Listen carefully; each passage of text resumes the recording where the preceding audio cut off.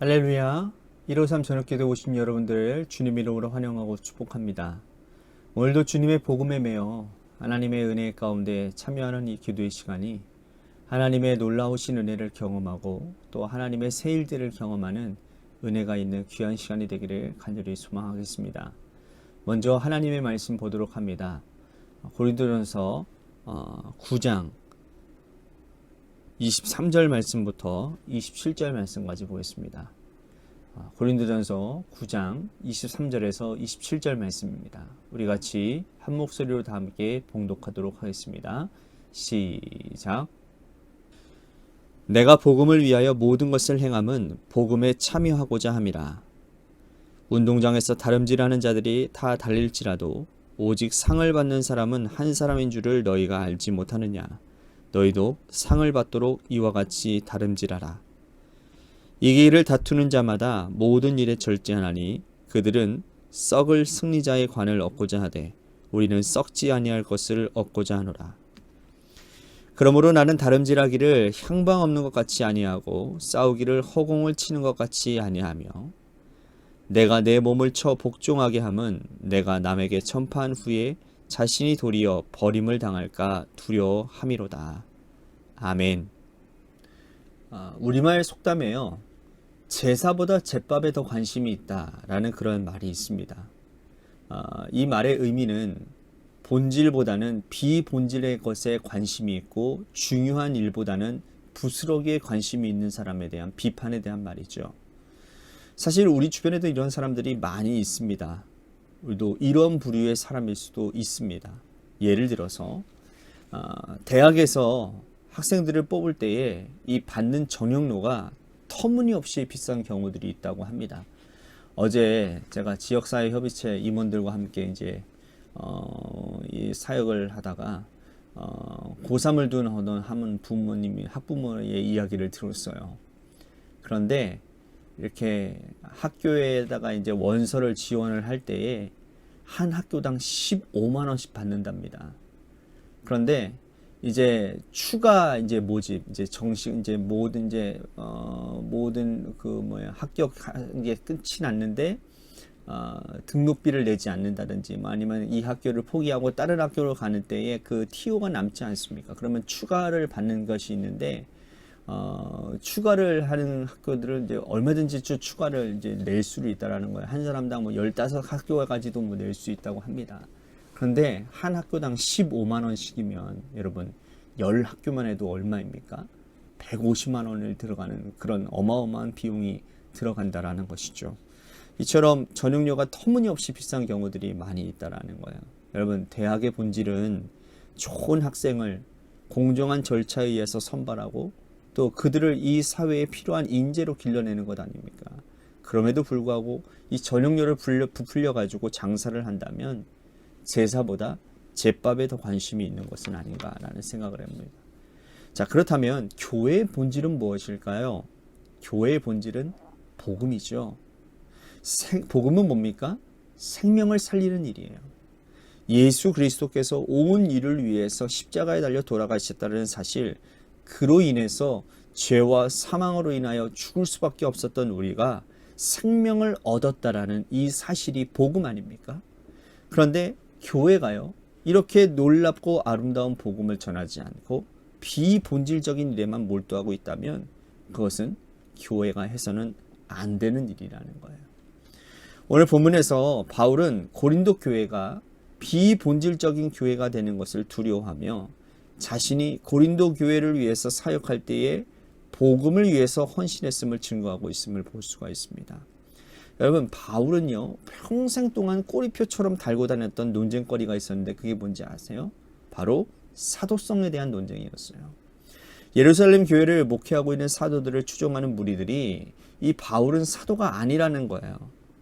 그들은 바울이 개척한 교회 성도들에게 사도가 아닌 바울이 전하는 말을 듣지 말라고 교회를 어지럽게 만들었다는 겁니다. 일반적으로 사도는 예수님의 12제자를 말하지요. 예수님의 12제자 가운데 가룟 유다가 죽었어요. 유다가 세상을 떠난 후에 11명의 제자들이 모여서 빈자리를 채울 때 그 정한 기준이 있었습니다. 그것은 무엇이냐면 요한의 세례 때부터 예수께서 승천하실 때까지 함께 출입하며 먹고 마시며 예수 그리스도의 사역을 본 자, 이게 기준이었어요. 그리고 그런 자들 가운데서 하나를 택하기로 했습니다.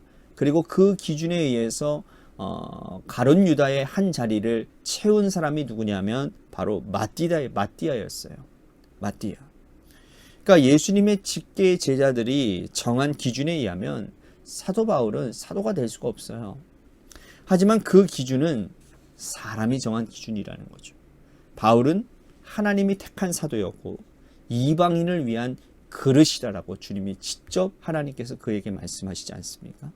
바울은 자신이 있었어요. 그는 복음에 헌신했고 또 복음을 위해 살고 있으니 누가 뭐래도 사도라고 자신 있게 말할 수 있었다는 거죠. 그러므로 바울은 오늘 고린도 교인들에게 다른 사람들은 나를 사도라고 하지 않을지라도 너희에게는 내가 사도라고 자신 있게 말할 수 있다는 거예요. 바울은 복음을 전하는 것이 본질이라고 여겼던 사람입니다.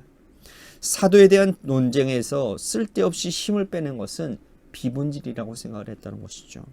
바울의 사도성을 가지고 논쟁하는 사람들은 본질을 보지 못했습니다.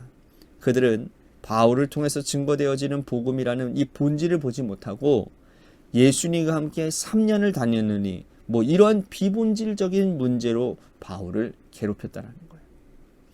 바울은 그 때문에 복음 가운데 서라라고 고린도 교회 성도들에게 권면을 하고 있다는 거죠.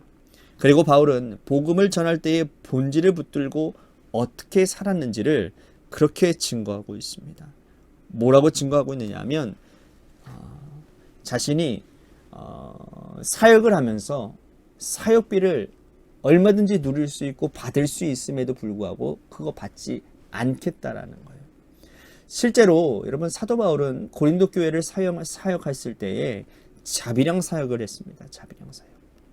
그러니까 사역에 대한 대가를 받은 적이 없어요. 생활비를 받지 않았다는 뜻이죠. 여러분 바울은요 천막을 만드는 일을 했습니다. 그 고린도 교회에 같은 생업을 가진 자가 있었는데 바로 브리스길라와 아굴라, 평생의 동역자들을 그때 만나게 되죠. 자, 이 두들 부부들은요 천막을 짓고 만들면서 생업을 유지하며 나갔어요. 바울이 그렇게 한 이유는 무엇입니까? 생활비를 달라고 말할 권리가 없기 때문이 아니었어요. 당연히 여러분 사역자는 교회를 통해서 여러분 사역비를 받을 권리가 있습니다. 하지만 그는 그 권리를 행사하지 않았다라는 거예요. 무엇 때문에 그렇습니까? 무엇 때문에요? 복음 때문에 그렇다는 거예요. 복음 때문에. 그리스도의 십자가의 복음을 받기 위해서 교회로 나온 처음 믿는 자들이 혹시나 시험 들어 복음 사역에 걸림이 될까봐 노심초사했다라는 거예요. 그래서 바울은 뭐라고 말을 하느냐 하면 나는 모든 사람들에게 자유롭다. 스스로 모든 사람들에게 종되는 것은 더 많은 사람들을 얻고자 합니다. 라고 이렇게 얘기를 해요. 그가 사역비를 받는 것은 당연한 일이지만 그러나 복음 때문에 여러 사람들의 종이 된 것은 몇 사람이라도 구원코자 하는 그의 진심이 있었다는 거죠. 우리는 어떻습니까? 우리가 살아가는 하루하루가 그리스도의 십자가의 복음에 우리는 충실하고 있는지, 그렇지 않으면 복음이 아닌 비본질적인 것들 때문에 지금도 고통받고 고민하고 계신지, 생명을 살리는 본질이 아닌 비본질 때문에 걱정하는 분들이 있다면 지금 그 비본질적인 것들을 내려놓으시기를 바랍니다. 오직 십자가의 복음 한 가지만 붙들고 나아가는 것이 스스로에게 유익한 일이라는 거예요. 바울은 그렇게 산 것이 나를 위해 복된 일이라고 증거를 하고 있습니다. 그래서 사도 바울은 이 복된 일, 이 복음 전하는 일에 다름질하겠다고, 향방 없는 것 같지 아니하고 허공을 치는 것 같지 아니하고 내 몸을 쳐서 복종하게 하는 것은 내가 전파한 후에 나 자신이 도리어 버림을 당할까 봐 두려워한다라고 그렇게 고백을 하고 있는 거예요. 옛말에 여러분 국자는 국맛을 모르나 혀는 그 맛을 안다라는 말이 있어요. 아이러니하지 않습니까? 바울은 그것을 두려워한 거예요. 자신이 열심히 복음을 전했는데 오히려 나중에 하나님께 버림을 당할까 봐 두려워서 자신도 복음 앞에서 진실하고 성실하게 산다라고 그렇게 고백하고 있는 거예요. 그가 생활비를 받지 않고 일하고 천막을 기우면서 열심히 사역하는 것도 자신이 그리스도에게 붙어 있기 위함이라는 거예요. 복음이 그에게 본질이었기 때문이라는 겁니다. 여러분, 신앙생활하다 보면요, 비본질적인 것 때문에 속상할 때도 있고 다투고 싶을 때도 있어요. 하지만 그런 것들을 다 내려놓고 정리하시기를 바랍니다. 복음이 아니면 다른 것들을 배설물로, 바울처럼 배설물로 여기는 우리 모두가 되시기를 바랍니다. 이것이 그리스도의 십자가의 복음에 합당한 삶을 사는 일이고 동시에 나를 위한 일이라는 거예요. 우리는 복음과 진리 안에서 살아가는 믿음의 백성들이니 오늘도 이 말씀 붙들고 악한 세상을 걸어가고 승리하는 귀한 복된 믿음의 삶을 사시기를 주님의 이름으로 간절히 축복하겠습니다. 오늘 말씀 생각하면서 우리 같이 기도했으면 좋겠습니다. 비본질에서 벗어나 본질적인 사명을 다하겠습니다. 오직 복음이 아닌 다른 것들의 유혹에서 벗어나 하나님 앞에 진실된 삶을 살아가겠습니다. 오늘 말씀 생각하면서 기도하기를 소망합니다. 또 한 가지 우리 교회를 위해서 간절히 기도합시다. 하나님께서 세워주신 몸된 교회에 하나님의 뜻 가운데 바로 세워지는 주님의 교회가 되게 하시고 하나님께서 세워주신 직분자들 한 사람 한 사람들이 예수의 정신으로 무장되어지게 하여 주시옵소서.